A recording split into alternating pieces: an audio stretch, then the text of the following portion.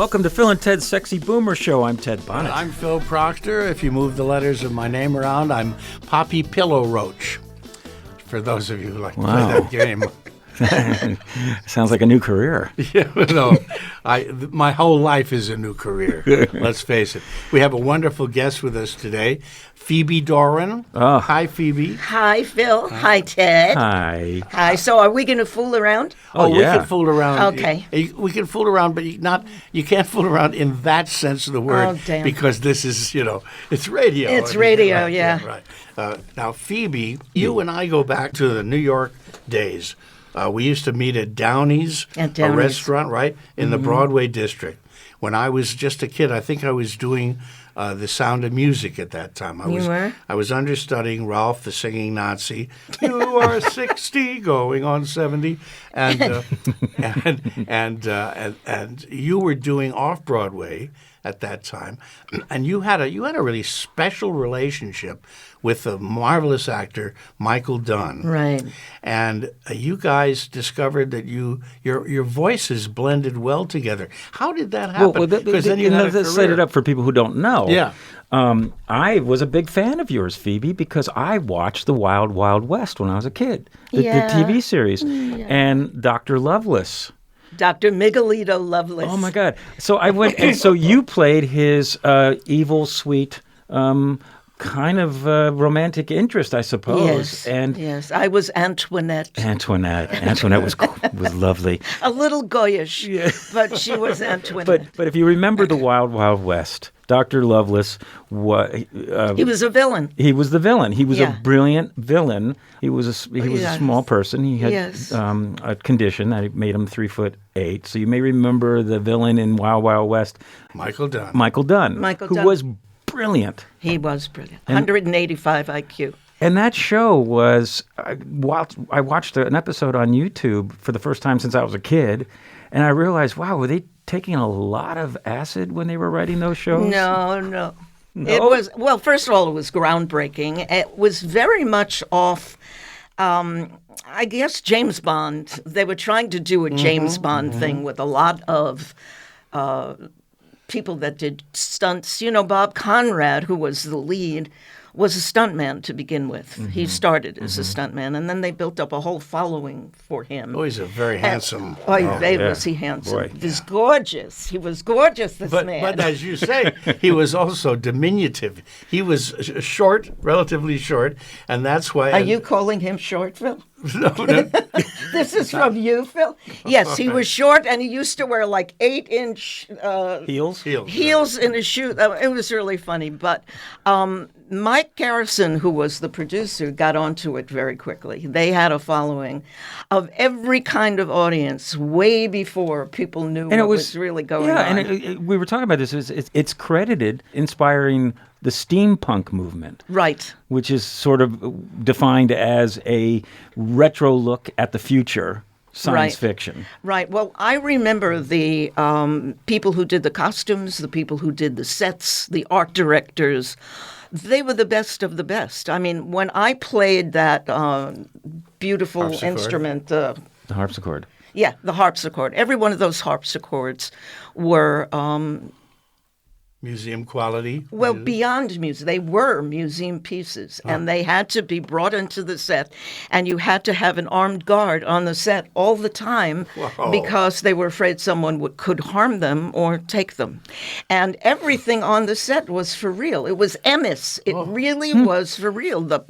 They had props on that set that was so beautiful. We used a lot at Radford, CBS Radford, where they had a lake. And they had, it was just an incredible place. Was that the Gilligan's Island lagoon? I think so, yes, that's right. I think so. Oh, wow. Now, this was the halcyon days of TV. episodic television. Yes. And you had a run on that show. I did about 5 of them. What was your storyline? That's an That's an interesting question. Well, Michael was such a terrible villain, but sweet. Michael Dunn. The storyline I never understood because I'm not bright enough that way, but we sang together. He was a villain, but he sang. He was a singing villain. And the joke on the show was every episode had a different villain. Don Rickles was one of them. Victor Buono was one. So you can imagine the villain was like very strange and very compelling, and they could act their asses off. Yeah. Oops, I said ass. Oh, asses off. Okay. They could act their asses off and really have a lot of fun. And Michael and I guess, do you want to know my history with that? Yeah, sure. Oh, my real history. How I thought you meant in the Well, show. Well, Michael and I started out in an off-Broadway show together called 2 by Saroyan. And I was painting the poster for the show. Because you're an artist as well. Yes, I was an artist as well. So I was doing the logo for 2 by Saroyan.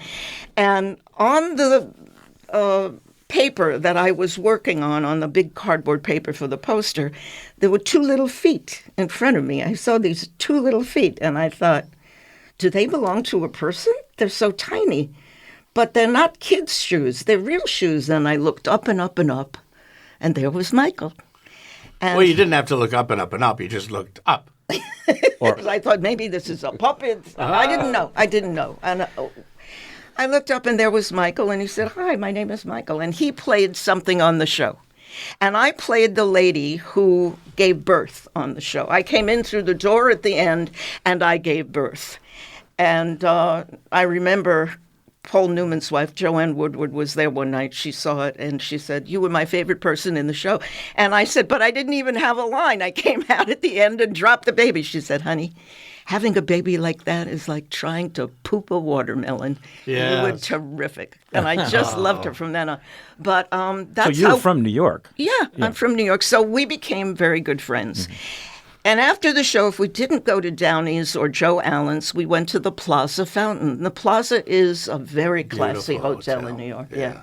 And in those days, it was Still the is. creme de la creme. Oh, yeah. It was 59th and beautiful. 5th. And we would sit on the ledge of the fountain and we would sing just to relax, just to get ourselves back into the real world. And pretty soon we had a following of people. You're singing folk songs? We sang folk songs, requests. Oh. We did requests. We did for your anniversary, for your birthday, whatever you came for. And it became like a little group of people that would come. And if we wanted to go somewhere else after the show, it was like, no, those people are waiting for us.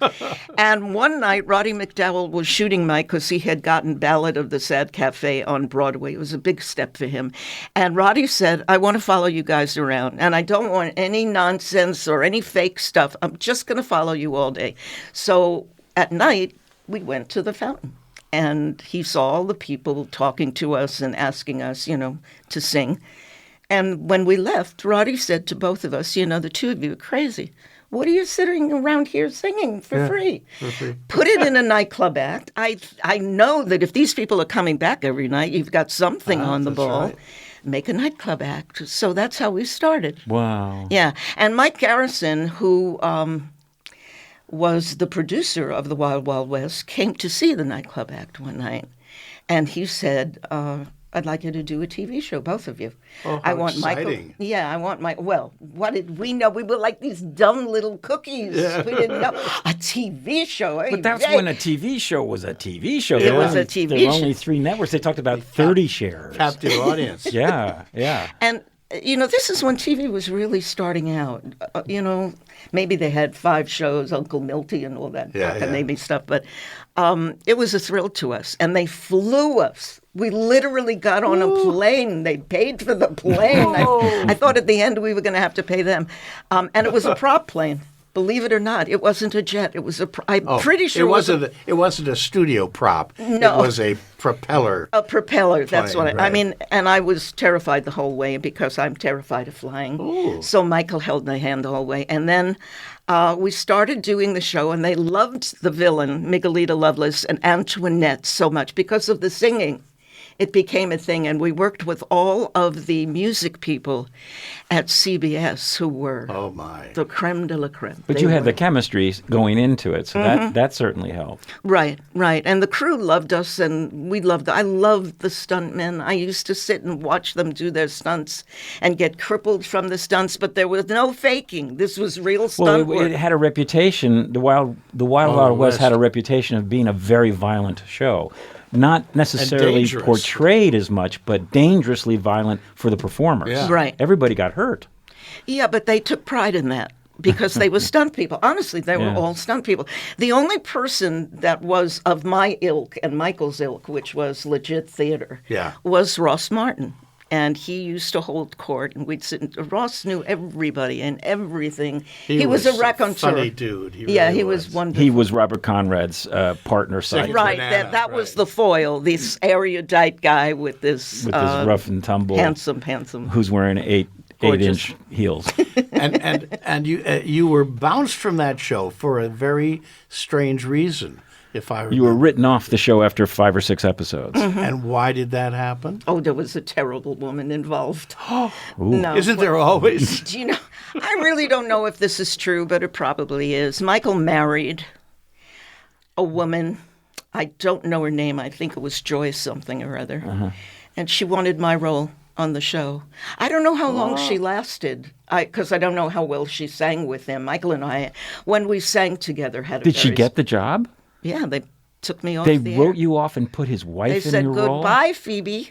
Don't let the door hit you on the way out. No explanation or apologies? No, it was very hurtful. It was very hurtful, but you know what? That's showbiz. I had to go to a shrink after that because I thought it was my fault and I did something terrible maybe. Well, you were young. Yeah, I was a dope. And I, sat in the psychiatrist's office, and she said to me, well, talk to me a little bit. Tell me what you're feeling. And I just started to cry. And what am I going to do? And she said to me, what are you talking about? And I said, well, if I don't do this show with him, I'll never be anybody. I'll never be in show work again. Oh. I'll never work So you were again. codependent with Michael Dunn. With Michael, yeah. But there's so much more to it because you had a relationship with him. He was the first man I ever loved. That's the truth. I'm telling you the truth now. I loved Michael. At 185 IQ, he was one of the funniest people in the world. He was simpatico. Yeah. He had a lot of, what do they call it when it's female? Animus? Magnetism? No, an animus, a female sensibility. And he wasn't afraid to show it because Michael certainly wasn't a macho guy. So the real Michael could come out without his being ashamed of anything. I see. And I don't know, she said to me, well, let's go back over what you said. You'll never be anything without Michael in the show. Then you'll never be anything. Maybe you should rethink your career. That hurt. And I sat up and Tough I love. thought, screw this. I'm not going to give up now. I'm going to try it on my own.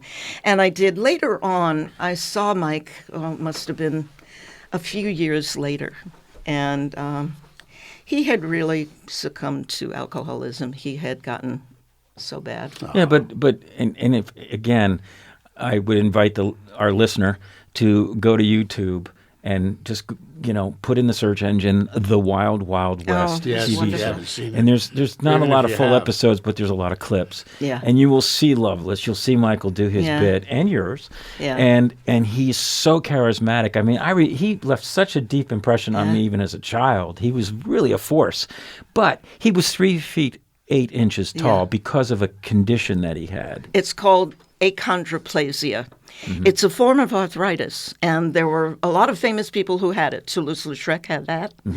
Steinmetz, the great electrical genius, had that. There have been a couple of people. It's a very rare condition. I knew a wonderful man who created this company called Traytech, which made industrials, and he had the same condition. He had a spinal, deformity. But that may account for his problems with alcoholism and all. I mean, you want to know my problems with alcoholism? Yes. Sure. No, I'm Jewish. I'm not allowed to drink. I see. Jewish women never get drunk. Oh, I see. Except when they're on a date. Then they can get drunk and pretend it never happened. I remember I learned to drink by mixing Manischewitz with Pepsi Cola. I highly recommend kept it. drinking? Yes, it's good. It's a little sweet, but it's very good. Oh, my God. I almost died on that show a couple of times. You want to hear the story? Oh, yes, Okay. please. So the Wild Wild West was dangerous for everybody, even For you. everybody. Well, what did we know? When we did these stunts, nobody told us we could ask for stunt doubles. And these stunts were dangerous. There was one where I literally almost died, where the kicker was every episode would end with a cliffhanger. This episode, we were going to go sinking in a boat because they shot holes in this little rowboat we were in. Right. And it was on a pulley. And the pulley would go down slowly and everyone would watch us be submerged. And then you'd just see the bubbles on top of the water. Did they live? Did they not? Tune in next time when they come back, or maybe they won't come back because they're dead. So we get down, down, down into the bottom of the CBS lake on this pulley. And I see Michael let go, and he shoots to the top of the water, and I let go, and I'm not going anywhere. Why? My dress, which was an authentic costume of the time, had about 300 buttons down the back. There was no zip. There was no way to get out of it. I could not get out of the dress. There was no sex in those days. No, we didn't. Well, you could lift up your skirt, Oh, but I that's suppose another so. story. See, That's you women know everything. That's another yeah, series. Yeah. So I thought, oh my God, I'm going to die on camera. Because your dress was caught It on... was enmeshed in the pulleys, and it could not be pulled out. And Michael, thank God, realized if anyone was getting to the top first, it was going to be me. Something was wrong. And he went back down because he was the only person in proximity. The other people were watching us. They were watching us in the water. They're watching me die. I guess it didn't seem real to them. He pulled my dress. What acting? What great Yeah, acting. listen, how Boy, long she's she terrific. can stay down here. It's been 10 method. minutes already. Yeah, it's So method. he ripped Doesn't your complain. dress open? He ripped the dress open, and I came out of the dress gasping I imagine. for air. Yeah, that was one time. Then there was another time when we were in a hollowed-out log.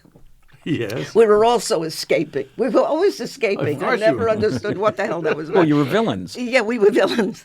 And there was a fire in the place where we were. The fire was going to burn down the place. So the guy said to us, all right, Michael, you'll go first. The little door to the log will open. Michael will crawl out first. Phoebe, you'll crawl out after. Just stay in the log till we tell you you can come out, because everything is going to be on fire. And once we put the sprinklers on, it's over. The set, everything is over. Do you understand? Do not ruin this shot. Okay? Woo. So they started the shot, and everything's on fire. We're smelling it in the log. And I say to Michael, what are you waiting for? Go. He says, I can't go. It won't open. I said, Michael, push it open. Do something. He said, I'm trying. It won't open. We're stuck in the log. And then I guess they had to turn the sprinklers off and do it again because we were almost asphyxiated Oh, my God. in the log. What? Give up show business? You know, were these the same people that said you're written off the show, get out? I mean, was it that harsh an environment? I mean, you would think by today's standards, there would be a scuba diver, off camera watching to A safety lot of officers. it was by the seat of your pants. It really was. Wow. And you would think they maybe would have tried it out, but who knew that my dress was going to be so voluminous that it would catch in the gears. And, Still, I Did mean, they fix the door then for a retake? yeah, Did they they fixed realize it. We that- had to shoot the next day because everything was soaking wet. And it wasn't our fault, thank God. wow. Yeah.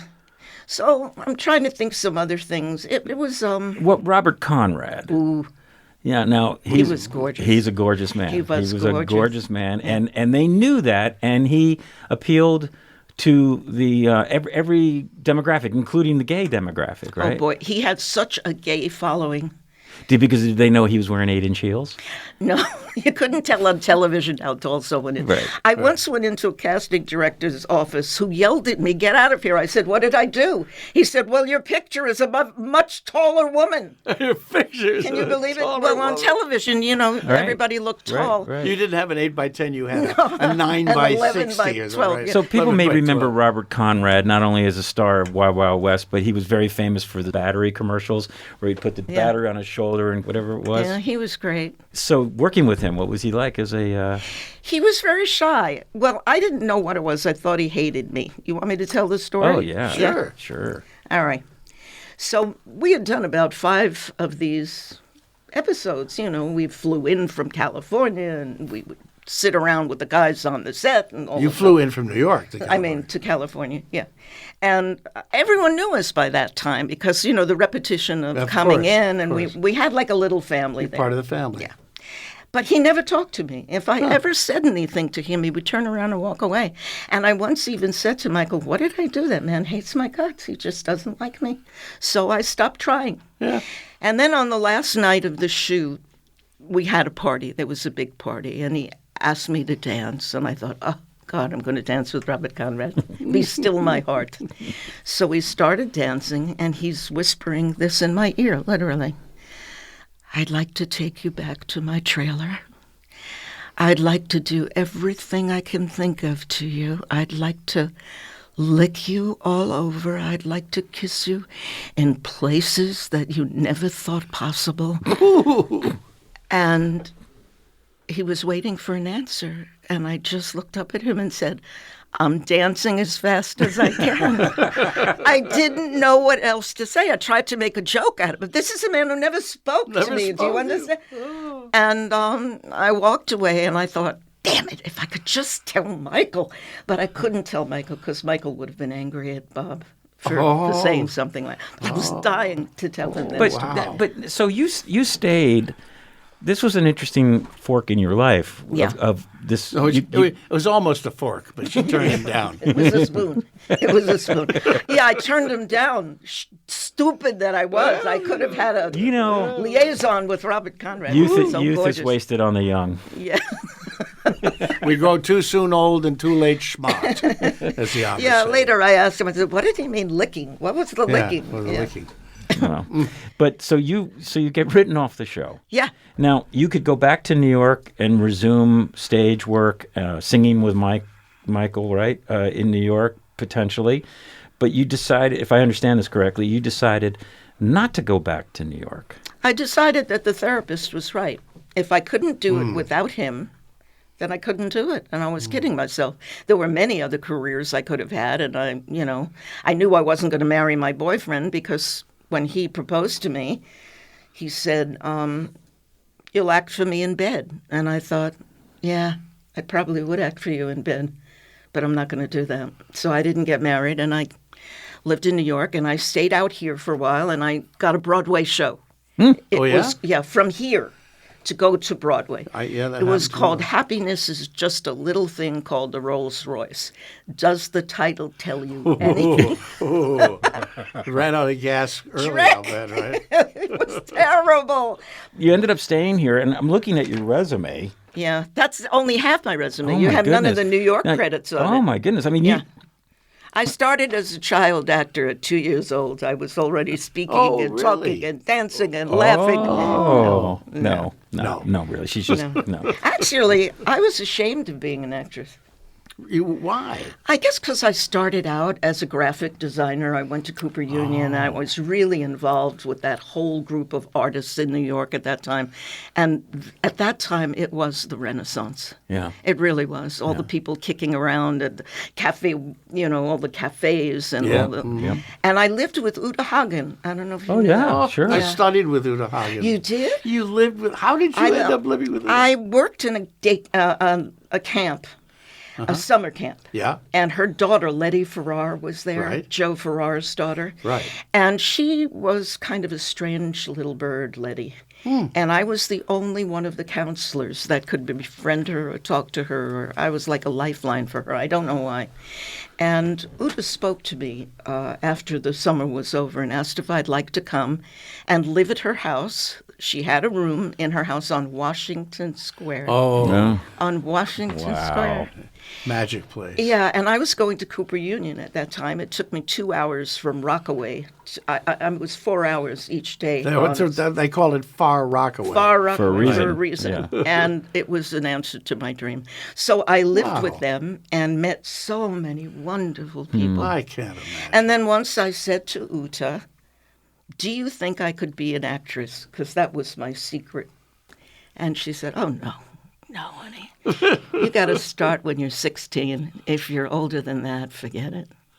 Oh my goodness! Yeah. Wow. Yeah. Well, you studied with it, Phil. Yeah. Well, Was I she started. kind? I did live television when I was about 12 or 13. Really? So I guess that's why she let me take her class. Well, Yeah. she was obviously incorrect in that assumption because, my goodness, you were on everything from Mork and Mindy, Alan King, All in the Family, Rhoda, Yeah. Barney Miller, Heart to Heart, and even Lethal Weapon, and Grey's Anatomy, which is the one we were talking about. Yeah, the Grey's Anatomy, which is was a fun. hilarious scene where you were a donor recipient.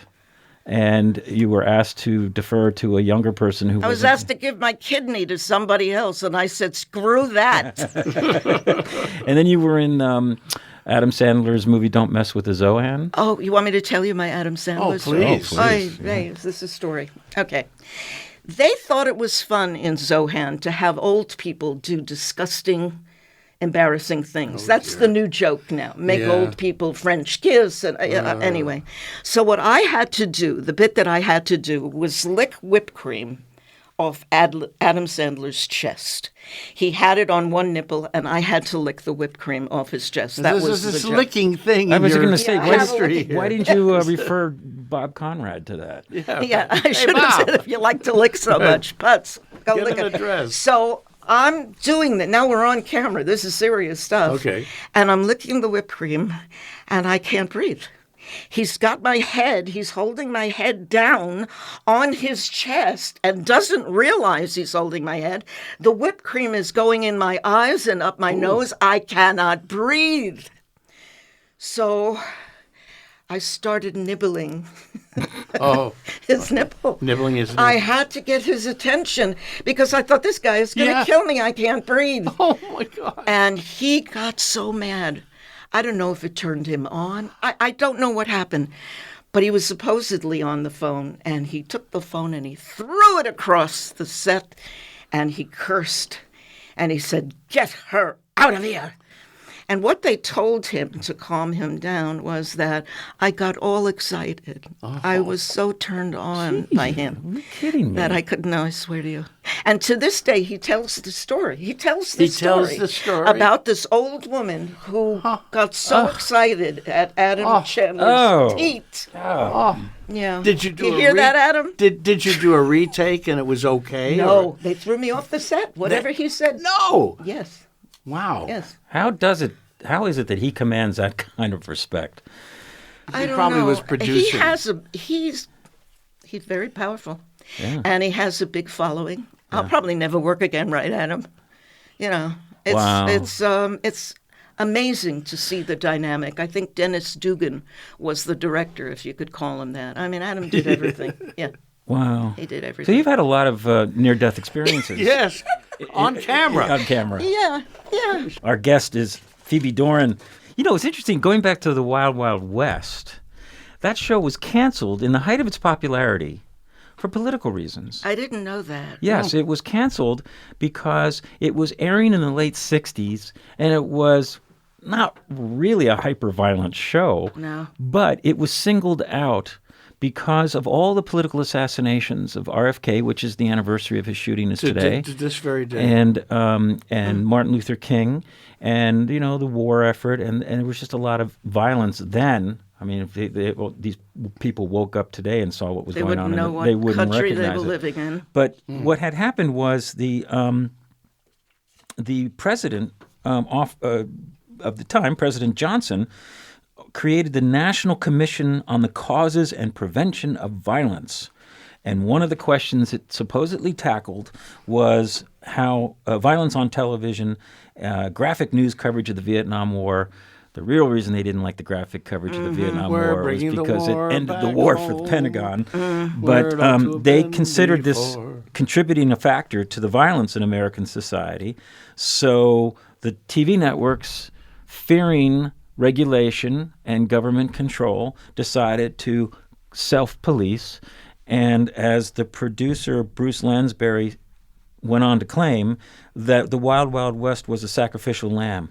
And went off the air with a 32 or 33 share, which is when we're talking about that, we're talking about 33% of the U.S. audience Yes, is watching every immense. episode, Yeah. which doesn't exist any longer unless it's a Super Bowl because of siloed media. But this was sort of a form of political correctness back in the 60s, and the show was lost because of that, of a political move. So it never ends. It never ends. No. So, but you decided to stay in L.A. Yes. and you ended up buying a house. buying an interesting home.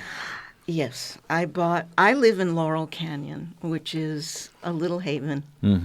Kind of in the middle between the Valley and Sunset Boulevard and Hollywood. It's a very historic canyon. Yes. And Well, it's the mountain between Hollywood and the Valley. Yes, and the and I canyon live that goes on through it. Wonderland Avenue. Oh, that's That's fitting. what it's called.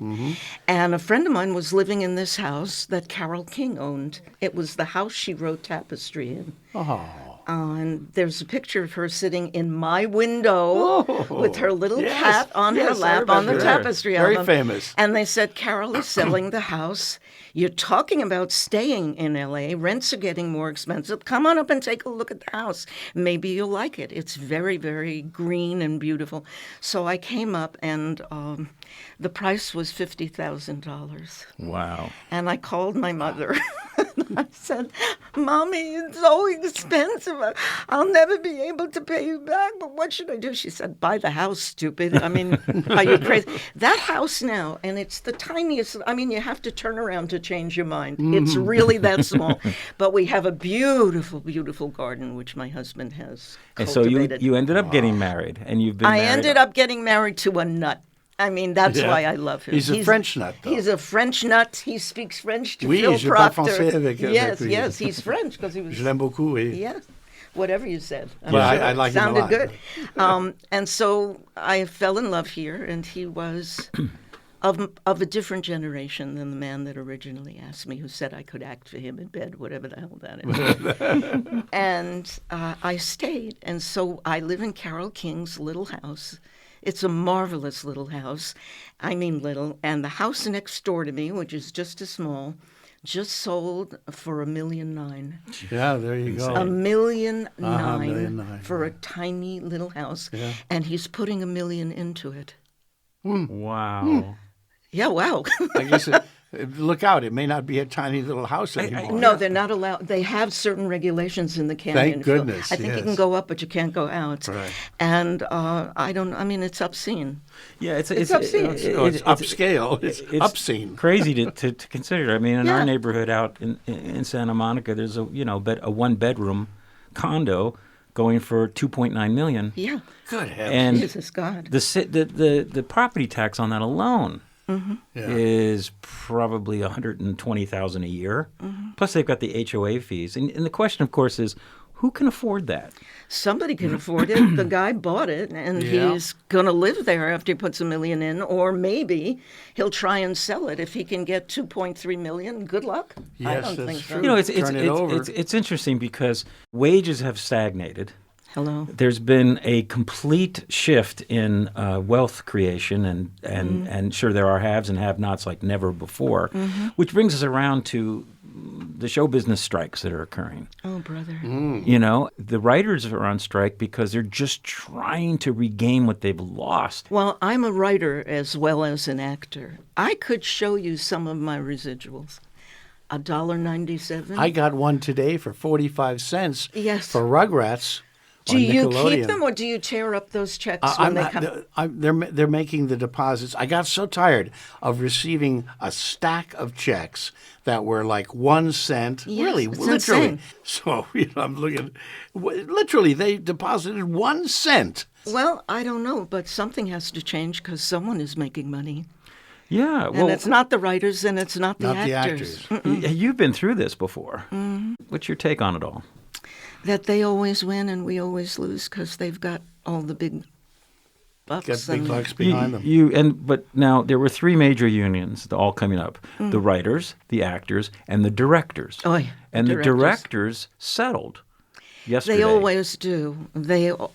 I shouldn't badmouth directors. I love No, directors. no, of course not. But they always do what's right for them. And That's right. they don't help the actors or the writers. They're in a different position than we are. Totally. And there's less of them, and they're more powerful. And a lot of them are producers. Many of them are producers. That's right. That's right. Now, evidently, they negotiated a 76% increase in their residuals. Nice. Now, that may be limited foreign to residuals. foreign overseas, yeah. The thing that frightens me the most, and I was talking to one of my doctors the other day, and he was talking about AI. And AI in the medical field is a boom. I mean, they just did something with some kind of superbug where it would have taken human beings months and months, maybe even years to come up with a solution. 24 hours AI had. Yes. So It's a good tool. Yes, in certain fields. If they start using it for writers, it's going to be very bad. Now, what is your writing career? What kind of things did you do? Well, Christian and I write scripts. And, Oh. Yeah, and we write thrillers. Oh, how exciting. I like to kill people. Ooh. We kill Well, people. yeah, you're speaking from experience. Yeah. Right? Well, yeah. So we did something that was on USA Cable. We had a movie that was supposed to be in the studio, but Nick Cage was supposed to do it. But Ooh. then there were all the machinations Oh, where it ends please, up the with politics and the yeah, thing. forget it. I mean, by the time you're finished, you don't even know why they called you in to make the movie. They start with, I think the executives think if they weren't so busy, they could write this. It's just that, Yeah, the sure. schedule. What's the big deal? What is going on? And they think nothing of changing everything. Like they'll say to you, I really love the part where the girl, maybe the girl could be a guy. I mean, just think of Listen, it. Carl Yes. Gottlieb told this story. He didn't tell it on the show last week, but he told me at one point he had gone to pitch a story, and the producer he was pitching it to liked it very much. Carl, I really like what you've done here, but could we change the detective into a whale? He said, sure. Remember, he wrote Jaws. Carl was on last week, Yeah. and the show's up because this is not only a radio show, it's also a podcast. And if you can hear all of our shows, including Carl's. Yeah, from we last squeeze week. every last non-penny out of our... That's right. SexyBoomerShow.com. Just go to SexyBoomerShow.com, and you'll find all of our shows. So you'll have hours and hours of listening Yes, entertainment, we've including been doing this for quite a while and enjoying it greatly, as you can tell. Yeah. Well, let me fun. just tell you one more thing about the writing. We Sure. wrote a 12-episode script. It's a boy. thriller, and it's about what's going on in America today. A lot of it is about the Russian emigres that live in Brighton Beach. And one of them, it's like Cain and Abel. One becomes a gangster and the other one becomes a legitimate Wall Street type. It's a lot of documentary. fun. Yeah, they're brothers anyway. So our agent said to us, it's really hard to sell a 12-episode. Can you turn it into a novel? And so we turned it into a novel. It's the most exciting thing I've ever done because you've only got 2 hours to do a script. But in a novel, you can elaborate on any character. You can pick up something that is so fascinating that you wouldn't have time for in a script. And the style of the writing is even important. When you write a script, you write action, you write dialogue. That's right, yeah. You don't pay attention to... And you have to surrender a certain degree but in a of novel, control. you can talk Plus- about the air yeah, and the right. moonlight. Plus, it's Listen, sort of that happened requires. to Bob Ludlum. Bob Ludlum, what was it? Jesus had a wife and children. What was the name of that book? Well, anyway, that was originally pitched as a play to a friend of mine, a director friend of mine, and he told Bob, he said, it's too complicated, the story for a play, but you should write a book. And he did, became immensely wealthy and famous because of it. Yeah. So, hey. We're thinking of changing the lead into a whale. Oh, my God. You're all wet. Well, good luck with that. That sounds exciting. Thank you. It's fun.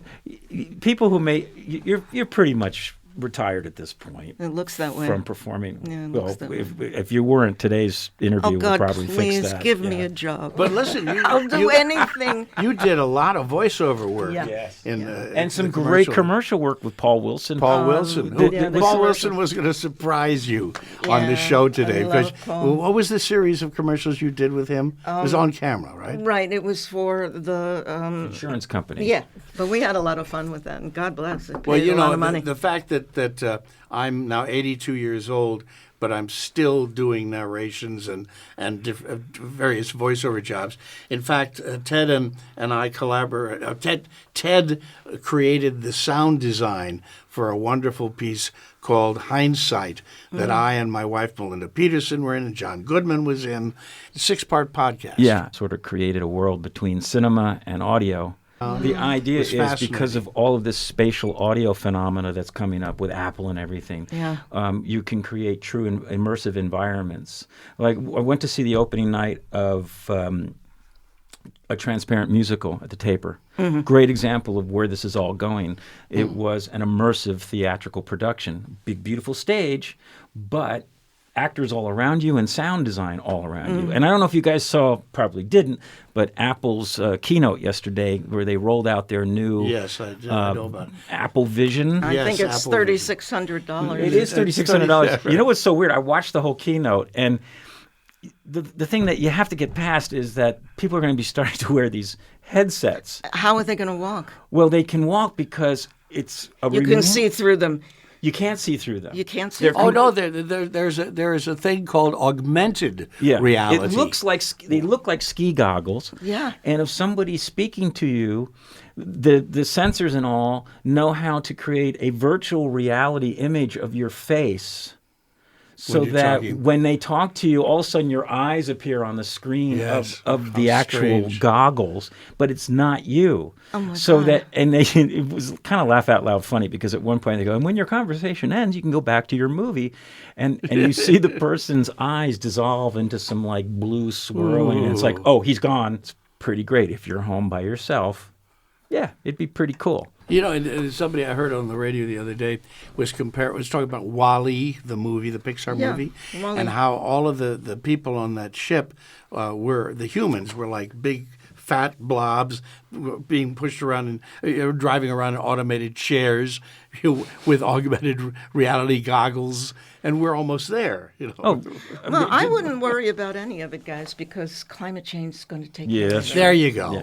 Phoebe Dorin, it's been Really such a fun, pleasure, Phoebe. and thank you it's for been coming to lovely. see us. So glad you're alive. And Me too, My still. goodness. keep working. Can I ask you one question? Yeah, sure. Are you married? I am. Oh, shit. Oh, no one's ever said that. Really? Oh, Yeah. your voice. Just your voice. Oh. Phil, I know, because I know Melinda. And she knows my I many know voices. him, and I know his wife, and she's a That's right. wonderful person. No, thank you. But that's Oh, all. thank you, Phoebe. This was so All much right. fun. Here's the 20. Thank you.